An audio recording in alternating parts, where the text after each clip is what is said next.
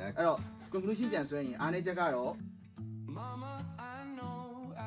တရားကိုကျွန်တော်ကလူငယ်ပိုင်းလေးနည်းနည်းမေးချင်တယ်ဗျကျွန်တော်တို့က90ဘုန်းနေဖြစ်တဲ့အတွက် ဟုတ်ကဲ့90ဘုန်းအောက်ကလူငယ်တွေရဲ့အခြေခံစင်ရင်စိတ်တက်ကရောဆရာဘယ်လိုရှင်းလဲလို့ပေါ့အကောင်းဆုံးအကြောင်းကျိုးလေးတွေနဲ့လူငယ်တဲ့အတွက်အမှားလေးတွေအမှန်လေးတွေမှာသူတို့ဘယ်လိုတွေးကြလဲခေါ်ကြလဲနောက်ပြီးတော့မျိုးစုံပေါ့ဗျာကျွန်တော်သိချင်တာဆရာအနေနဲ့တစ်ပိုင်းလောက်ပဲဖြစ်ဖြစ်အကန့်လေးကွန်နာလေးတစ်ခုပဲဖြစ်ဖြစ်ပြောပြလို့ရတဲ့ပိုင်းအစီကျွန်တော်သိနေတယ်လူငယ်အကြောင်း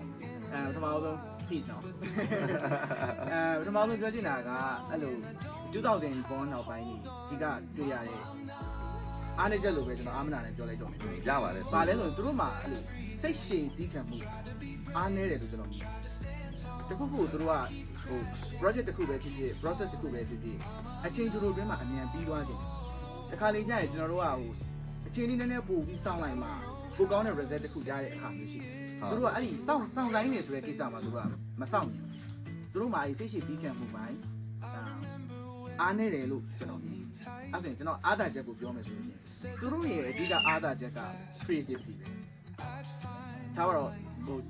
ခွေးဆိုလဲ 90s ပုံကျွန်တော်ကစီနီယာကြားတယ်ကျွန်တော်လည်း 90s ပုံစီနီယာပေါ့ဗျာ။အဲ့ဒီမှာဘာကွာသွားလဲဆိုသူတို့ဒီ creativity မှာအကိုတို့ကျွန်တော်တို့ဖုန်းသုံးတာချင်းတူတယ်။ဒါပေမဲ့သူတို့ကဟိုတခုခုလေးလာချင်တာပဲဖြစ်ဖြစ်အဲ့လိုဟို productivity တခုခုလုပ်ချင်တာပဲဖြစ်ဖြစ်သူတို့ကကျွန်တော်တို့ထက်အချိန်မြန်